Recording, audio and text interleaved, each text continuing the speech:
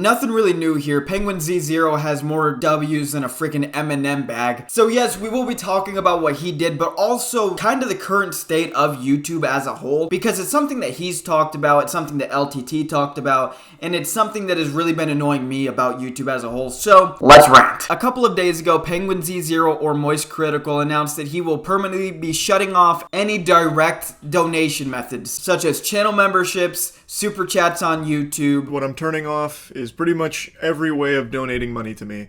I'm disabling YouTube channel memberships and super chats, disabling all of these things and discouraging these things, is because I just don't want people to donate money to me anymore. I don't want that. I'm putting the kibosh on it. The only thing that he couldn't shut off is the super chats over on Twitch or whatever, subs, whatever they're called over there. So although he hasn't been able to get rid of that, he has openly said over and over again, please don't support me in that way. Keep your money. And the reason that I think this is another notch in his belt of being just an awesome person on the internet is that he didn't have any external forces telling him to do this. It was only by his conviction that he shut off all of these things. He mentions over, and as you'll see right here, he says, if you have that money just burning in your pocket, give it to some sort of charity. Don't give it to me. He says that the content that he makes here is free. But I convinced myself that I could deliver something that made it valuable for people that were donating. So like YouTube channel memberships. I had all these big ideas for content I'd do at the farm for members.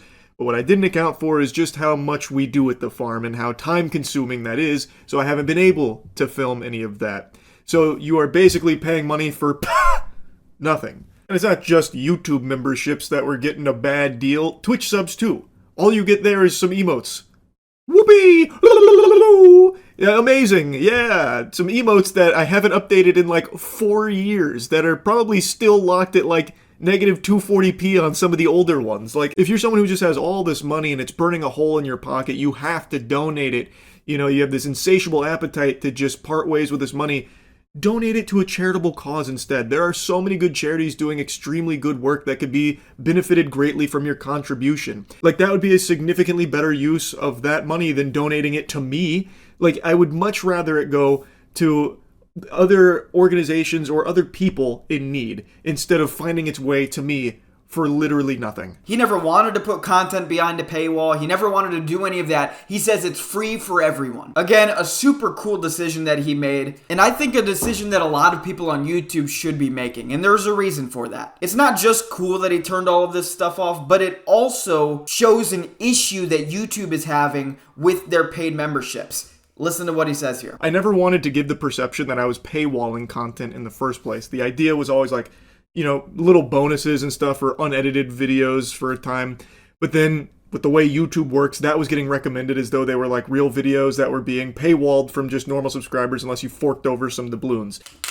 And that's just freaking true. If you've been on YouTube for any amount of time lately, it's so annoying to find your favorite creator, see a video that you think, oh, that's really interesting, and then clicking it and saying, oh, wait a minute, we need to pay for it. I don't think putting content behind a paywall on YouTube is a bad idea. Actually, it's been working for quite some time because it all used to be confined in its little box, right? You could promote it if you wanted, but also you could just have that little join button right below the subscribe. And then if people click to join, then they'd be able to have this content. It wasn't pushed and marketed towards other people. I've had a lot of videos on my feed from like Marquez Brownlee with like a Star Wars stream that he did, from Moist Critical and the new farm tour, from Linus Tech Tips, all of his behind the scenes stuff. There's so many of these videos that I want to watch and I'm excited because they're my favorite creators on this platform.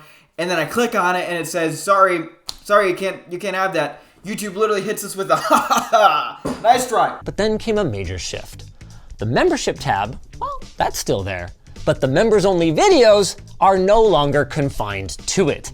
And I gotta say, I'm with Kokor Upload here. In fact, I don't even think messy is a strong enough word to describe the unnavigability of YouTube when a whole bunch of the thumbnails that I'm looking at are for videos I can't freaking watch. And as bad as the channel video list page is, that's nothing compared to the way that YouTube has cluttered up recommendations, the homepage, and even freaking search. And that just sucks. It's a terrible feeling. If the membership stayed in its little box there, I don't think it's a big deal at all. Honestly, if you want to have content behind a paywall, that's totally cool. When it's constantly pushed and marketed towards you on the platform where you're supposed to be able to enjoy things for free, it just ruins the experience. And it, consumer-wise, it's a terrible idea.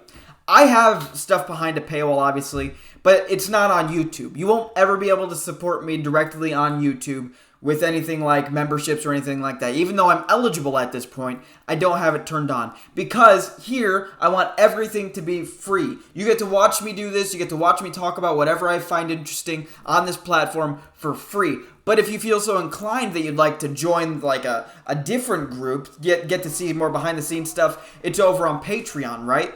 And I think that's just a better way to have it. If YouTube is going to be pushing this paywalled content, and not just pushing it, but pushing it so relentlessly that I don't even know what to click on anymore on YouTube, if that continues, it's probably better just to go back on Patreon. It honestly makes everybody happier. The consumers over on YouTube, the consumers on Patreon. Because let's be honest here, people that are going to support people on Patreon already have a Patreon. Like, this whole idea of YouTube being the paywall service, I think is utter baloney. There's no reason for that. YouTube just saw that Patreon's pockets were getting lined and said, hey, I want a little slice of that action. With the way that this has been executed, it's turned into something quite annoying. Anyway, this is just something I found interesting, and just another great W for not just Moist Critical, but a couple of other content creators as well that have stopped putting paywalled content on YouTube. All right, that's all. I'll see you tomorrow. Love ya. Bye.